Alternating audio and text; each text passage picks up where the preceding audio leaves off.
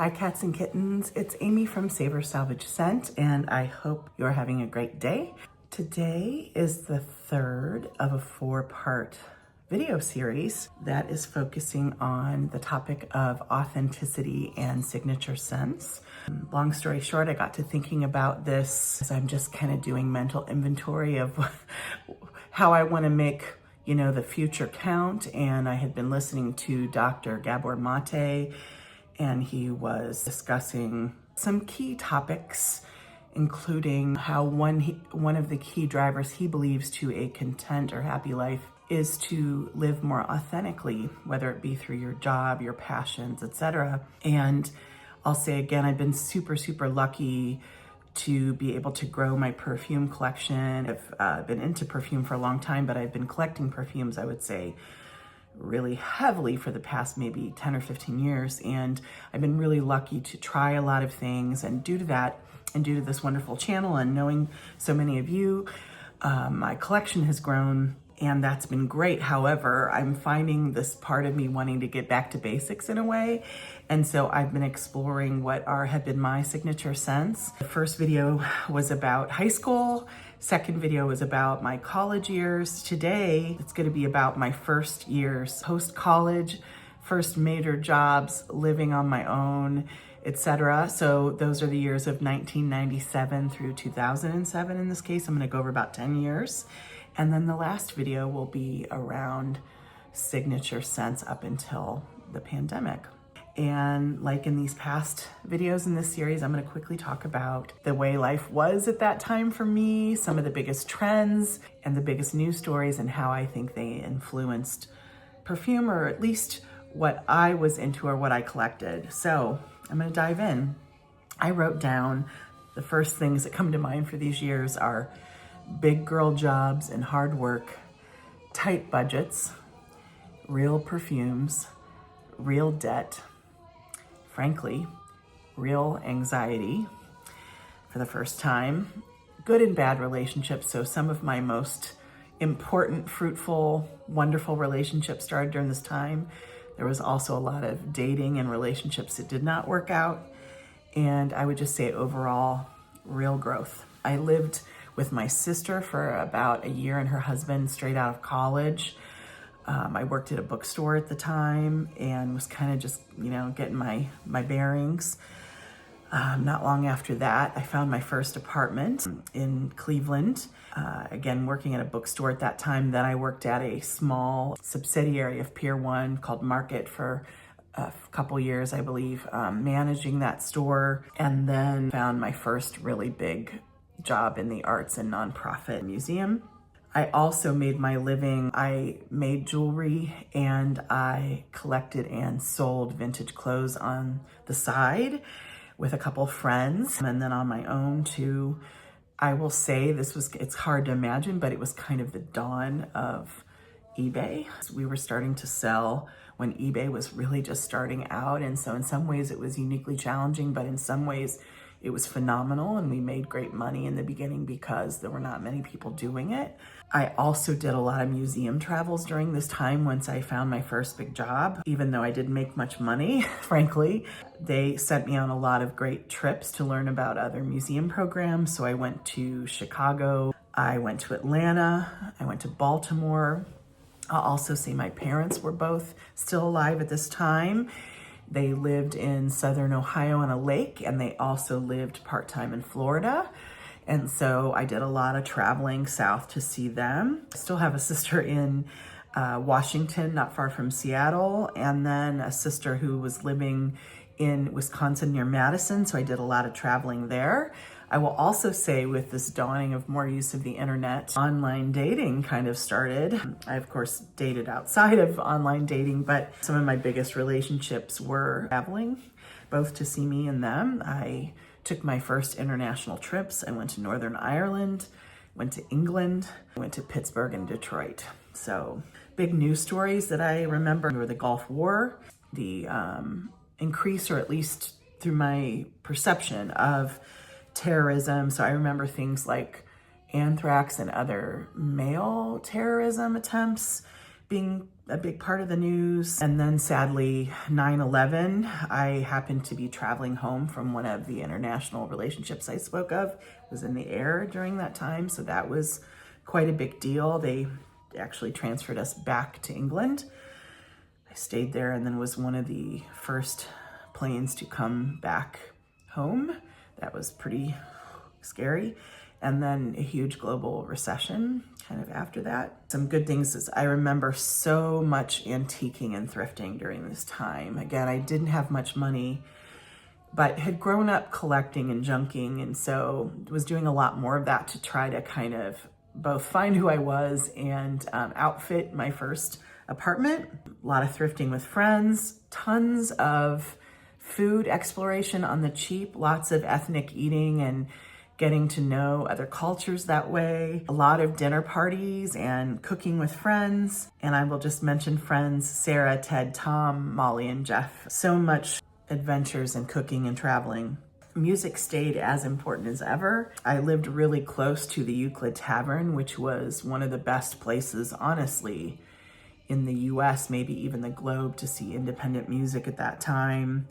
And by the way, I just should have mentioned last video during college, a lot of listening to the bands Morphine, to Ice-T and Ice Cube, The Breeder, Concrete Blonde. And then during these years, I'm speaking of 97 through 2007, I wrote down, these were some of the musicians listened to the most, were PJ Harvey, Pavement, The Talking Heads, Joy Division, The Jesus Lizard, Nas, Gangstar, Lauryn Hill, Mos Def, Outkast, big deal, Elliott Smith, The White Stripes, Fela Kuti, Radiohead, Tricky, Massive Attack, Fiona Apple, David Bowie from, high school on, but deeply at this time. I've never been a huge fan of Madonna, but really loved her Ray of Light album. D'Angelo, The Clash, MIA, Missy Elliott, and I am not too cool to admit, while I turned my nose up at Justin Timberlake album at first, it was undeniable how much so many of us played it and loved it.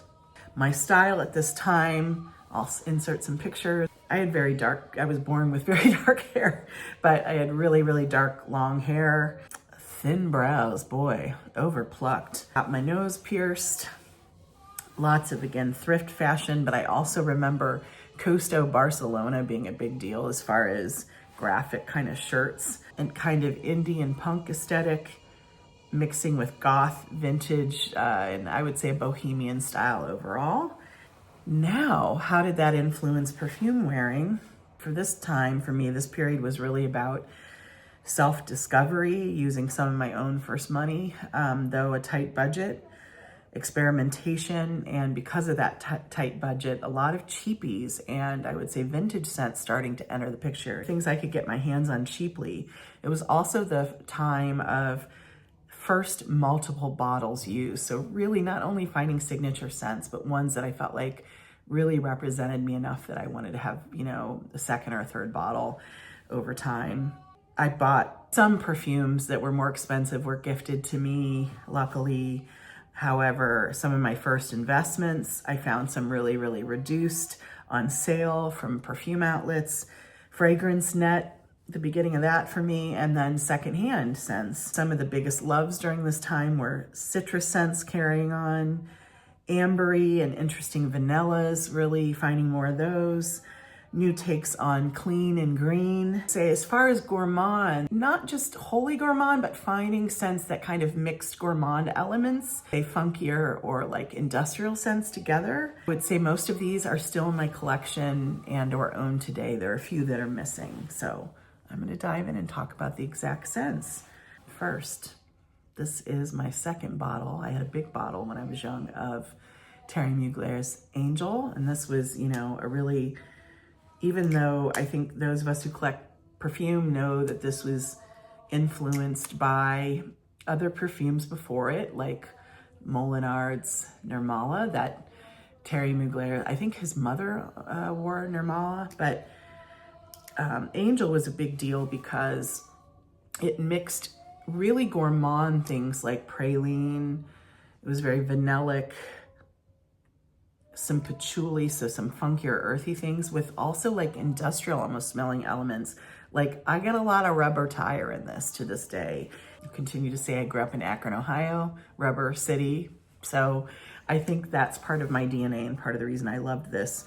This at times, I think for those of us who even loved it, became almost unbearable. So many people were wearing it and would just plaster this on. And so there were times too where it was like, whoo, you'd walk into a room and be like, ooh, Angel is here. But it's something that I've just carried on loving, but such a groundbreaking combination of like notes and scents at that time. I also started to fall in love with Bvlgari during this time. I'll insert a picture of a boss at the time from the museum world had traveled overseas, and at one of the fancier hotels she stayed in, they gifted her with all these Bvlgari thé vert, the green tea scent products. And so she brought me back like kindly a small cologne, but a larger like a shampoo, a moisturizer, a body wash. And so that really helped me fall in love with Bvlgari. And then I fell in love with Bvlgari Black. So this is another scent that I think not only is this a gender bender, but it combines like gourmand smells. It's very vanilla and ambery, with kind of old school notes, like it's super powdery, but then again, it's got that like industrial note, and I don't think it's a mistake that this is wrapped in black rubber. There you go. So fell in love with Bvlgari. I also became one of my signature scents, Bvlgari's Jasmine Noir, but I'm gonna get to that in our next video. So really wore a lot of Bvlgari Black during this time. I think it's been discontinued since, so sad. One that carried through is kind of a classic, and I think this was first gifted as a small bottle or a sample through my sister, but I eventually got my own bottle of YSL's Paris, or Paris. And this is just, to me, it literally smells like Paris on the street. Why? You get a lot of rose, a fresh citrus. It's like a green, clean scent, but not like dryer sheets. It's more like true floral gardens with citrus. It's just, to me, one of the best. A lot of florals, not just rose, and like a lemony fresh nature too. So wore a lot of that. It was also the first time I fell in love with Guerlain. I was visiting my sister. It was like literally below zero. We went to a little store in her town. Don't ask me why they had Guerlain scents. They must have been selling them secondhand or something, but I did not buy a bottle that day. I sprayed Samsara on, and it was probably the first time that I had an experience where it was like profoundly scent memory based. I don't know exactly what it opened up for me. I knew this combined something from my past. It could have been Ralph Lauren. I'm not sure. There were elements of something from my past, but also mixed with like ambery, I would say the Asian trade route kind of sense. And for this is also what helped me fall in love with jasmine, which I might have always loved since my teens because I worked in a garden center and at times and smelled jasmine a lot. But anyways, I sprayed this on, and throughout the day in this cold, cold weather, I just could not stop sniffing my wrist. I was like crazy about it. And then I think a day or two later, or it might have been even a day or two later when I came back home, I bought a bottle. I'm pretty sure I spent full price on this thing. It was like, I had to have it. And this was just, I mean, continues to move me in a way I just don't even understand. It is so beautiful. So Guerlain Samsara. This was also the time I started to fall in love with Sarah Jessica Parker's Lovely. And frankly, I think the reason I fell in love with it, I liked her a lot. Even before, I would say, Sex and the City, I really, really liked her. Continue to be a big fan of hers, by the way, and I love following her Instagram page. I just think she's an interesting person, a true New Yorker.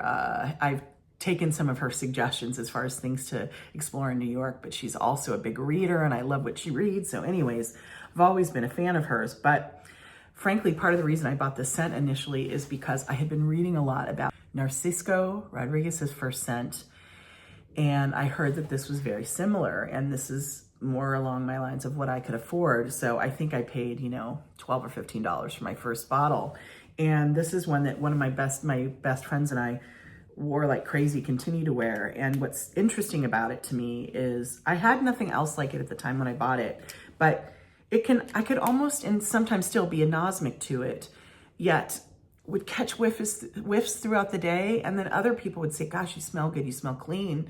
And I notoriously talk about a story where during COVID, I had sprayed this on. I took a walk to my friend's house and I was standing outside her screen porch, probably 10 feet from her.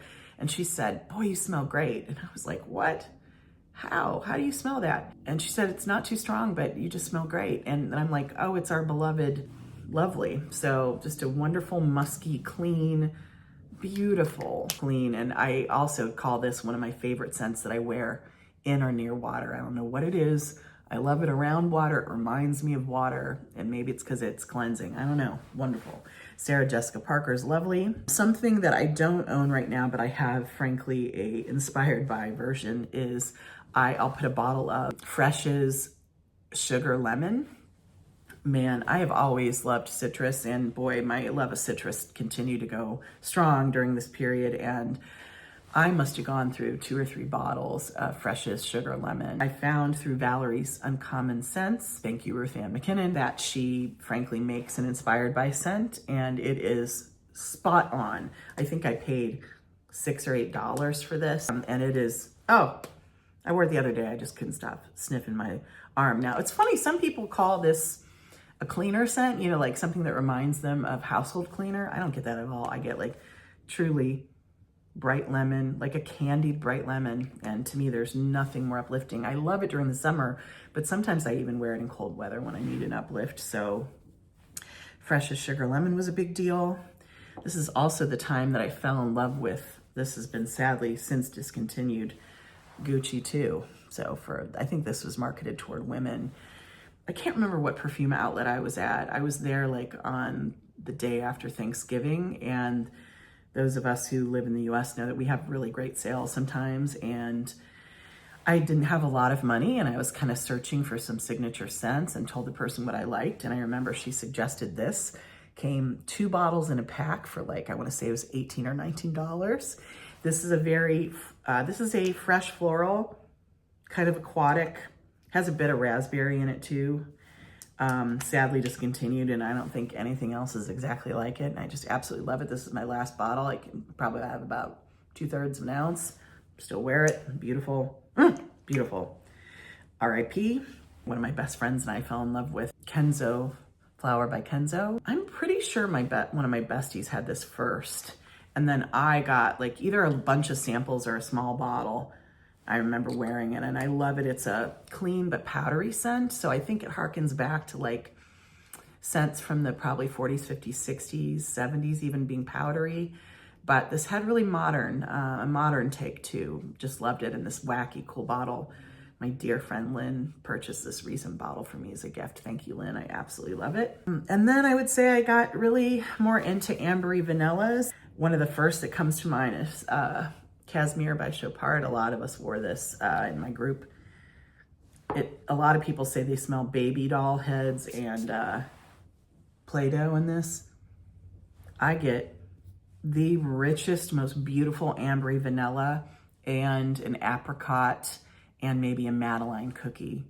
To me, it is just perfection. And a lot of people these days don't like this or think it smells too old school, whatever. I'm like, yeah, whatever. And then, you know, I'm a person deeply into Asian design, and like, how about this bottle? I mean, come on, it looks like the Taj Mahal. So beautiful. So Chopard's Casmir became a big deal. One I don't have anymore because it's now much more expensive, but a few of us in my group were wearing Hanae Mori's first perfume, which I think is now called Butterfly. It's much more expensive now. You could get it for like $20 a bottle. Then I'll put a picture of it below, but that was another connection between vanilla and gourmand, really beautiful. And then another one that is discontinued, and I'm heartbroken because it's prohibitively expensive now to me, and I've never found a dupe, is Alchimie by Rochas. Another killer bottle, as you can see. I bought that dirt cheap, marked down on Fragrance Net, burned through the bottle, and then it was discontinued. Such a bummer. Boy, I loved that, and I would love it to come back. A couple others that I wore like crazy that I got at a perfume outlet, and some of you might laugh at these, but I'm telling you, I still love them. A bunch of people were wearing pink sugar, and I have grown to like pink sugar, but it was even a little expensive when it first came out. And I was at this perfume outlet, and she suggested Gale Hayman's Cotton Candy, and I still love this. This smells like pink sugar without the licorice note and a little more of a toasty burnt quality. I absolutely love this. I think you can still find it relatively cheap. And at the time, I'm not kidding, I paid $10 a bottle for these, you know, in like the mid-aughts. And then I also bought at the same time Gale Hayman's Amber. And again, boy, is this great for the price. This was $10. I'm almost done, as you can see. I think this one has gone up in price since, but oh, beautiful. Beautiful amber scent. Absolutely love it. Also fell in love with some kind of throwback, really green scents. The most important being, this is Niki de St. Phalle, the wonderful artist. One of her scents, this is the bath oil, and this is actually what I wore as the perfume. It is one of the strongest scents I've ever owned. It was dirt cheap on FragranceNet back then. I think I paid like $12 or $15 for this. It was so strong. This is when you would have to put on like perfume seclusion away from others. So strong. And I would just put a few drops in my bath water and you would smell it the next morning waking up in bed. I mean, that's how strong it was. And I would put a tiny bit on my wrists since my wonderful friend Lynn bought me a bottle of it, of the perfume itself. But boy, was this great. Since has been discontinued, sadly. I also fell in love with Aveda perfumes and oils during this time. I'm going to put some pictures down below. They don't sell these anymore, but for a while, Aveda had a scent called Love. And then what I was really into and frankly became kind of known as wearing, they were just the most beautiful scents. Aveda made something like, I don't know, 15 or 20 different scents. They were combinations of their natural, mostly natural oils. And they would have these spread out in like a half circle in their shops. And then you could get either like perfume oil or you could get like body oils or moisturizers scented with these products. And I had one that was very like vanillic and patchouli that I absolutely loved and wore a ton of. And then there was one, I'll never know to this day what it was. It was a combination of like, my guess would be musky scent, green. It was just the most rich, beautiful, and they just sold them by a number, you know, and I wore that oil as my perfume. I would get out of the shower in the morning before work, put that on, and then put some on my wrists, and I smelled like it all day. I absolutely love those. I'm so sad they stopped doing that. I also found my absolutely favorite signature scent during this time and was introduced to the house of Caron. I read as a licorice lover, somebody who grew up loving Lolita Lempica, that this was another great licorice scent, but it also was a lemon-based scent. So I was like, okay, I think I paid $30 for this. This is Eau de Reglisse, and sadly it's been discontinued. This is one I have multiple backups of. I can never be without it, but it smells like lemon verbena iced tea with licorice. Again, this is one that is gorgeous during the summer. I think this is absolutely, I think all scents are unisex, but this to me is kind of like right in the middle. And it also is great to wear during the cold when you need a pick-me-up. I absolutely love it. Favorite scent of all times. And then I'll quickly end with a couple scents that either I didn't like that were popular or I wasn't ready for.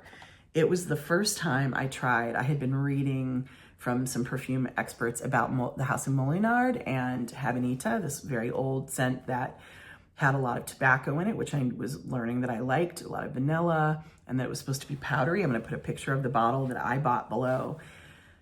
I would just say, I knew it was good, I was not ready. This is another one where I smelled it all over my apartment and like once, and then it was like in a room. And I mean, I smelled it for days and I just wasn't ready. And strangely enough, as I got older, I learned to love it. And now I just have small bottle, but This I got recently on a trip to Grasse, and I absolutely love it. It's one of my favorite powdery perfumes. So it's funny how your perfume taste can change. And then I'll say a perfume that was absolutely adored by folks and beloved during this time that I try to love was Don Paul Gaultier's Classique. For those of you who don't know it, again, I'm gonna put a picture below. I also have to say this bottle was very much influenced by Schiaparelli scent, and I'm gonna put a picture of that too. But anyways, this was a big deal, especially in the kind of like vintage loving, burlesque loving community. I think we were drawn to the bottle somewhat too, and it continues to be a very powerful gourmand orange flower scent. And it is just, there's something about a few of the popular scents during that period. I'm a huge lover of orange flower, but man, I could not hack that. I still can't. And the reason I bring it up is it kind of sent me on a journey to look for, I loved smelling orange blossom and mock orange growing up, but it sent me on this kind of journey to find a perfume that had a lot of orange blossom in it that was more natural. So we'll get to that next period. So those are the perfumes I loved and wore most during my years right after college, deeply into my first big jobs and on my own in my first apartment and living situations. So I would love to hear from you. What are the scents that defined you when you were finding your first big jobs and your first big bills? What do they say about you? And have any been discontinued? Talk soon. Have a great day. Thanks for spending time with me. Bye. So, future Amy here, making this video. I cannot believe I forgot a very important thing during this time in my life. It was when I deeply fell in love with film. I was making jewelry a lot of the time at night, and I would sit and watch movies at the same time. And a couple really pivotal ones changed me. One being Amelie. I think it's truly what set me into motion, being a Francophile and wanting to learn about Paris and travel to France, learn everything French. Movie also was just pivotal as far as its story, I think for a lot of us, huge. Beautiful cinematography too. Wes Anderson movies at this time became a really big deal. Rushmore, let's see, Royal Tenenbaums, Life Aquatic. And I really fell in love with a lot of Italian films at this time. I watched a lot of Fellini, still do, fell in love with Fellini, Bicycle Thief, a bunch of like classic Italian movies, some French New Wave, and continuing honestly from college, Spike Lee movies. So those were all really influential too. I had to move that in. Cheers.